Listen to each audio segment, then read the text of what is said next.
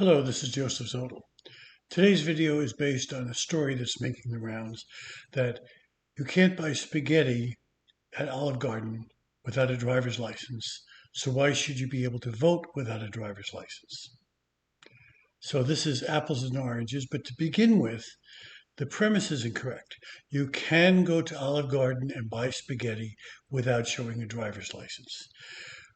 What's underneath the surface is that Olive Garden does have a program where you can pay $100, and for 13 weeks, which is one calendar quarter, you can get free spaghetti every night if you want. So why the driver's license? Because there are people in this world who will buy one membership and share it with the rest of the family, with friends, with the neighborhood.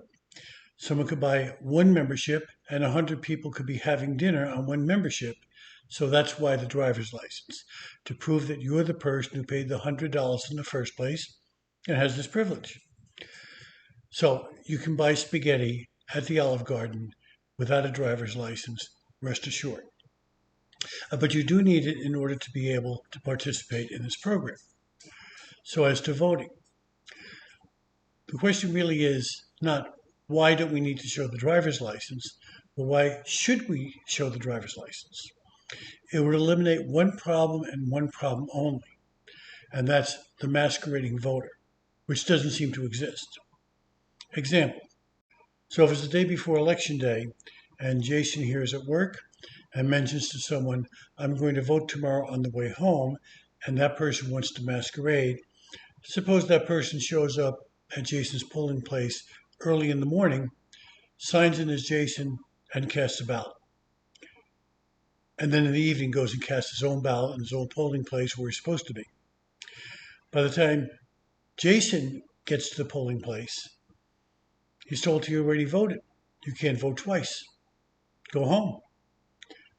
And if he even proves that the initial vote was cast fraudulently, nothing can be done about it because we would have to go into the ballot box, find that ballot, and remove it. And then let Jason cast his correct ballot. But once the ballots are in the ballot box, we don't know which is which. So we can't do that. Now, in that case, Jason would kick up quite a fuss. Complain to the governor, complain to the attorney general, as well as the Board of Elections, perhaps notify the press, perhaps make a YouTube video, and we'd all hear about it. Fact, we don't hear about this. We don't hear about voters being masqueraded, which is something we would hear about if it was ever happening. So that's the only thing the driver's license would prevent. People doing something that nobody seems to be doing. More government regulation, but for no purpose. And what about people who don't have a driver's license? Some elderly, some handicapped, some in other situations. There is such a thing as a state identification card that's issued by motor vehicles in some states. It looks almost like a driver's license. Most people wouldn't be able to tell the difference. A police officer would because he's trained to notice the difference. So a person who does not have a driver's license can get such a card. Now, since they don't drive, that means they have to get someone to drive them, or they can call Uber, or they can call Lyft at their expense, or they can take the bus.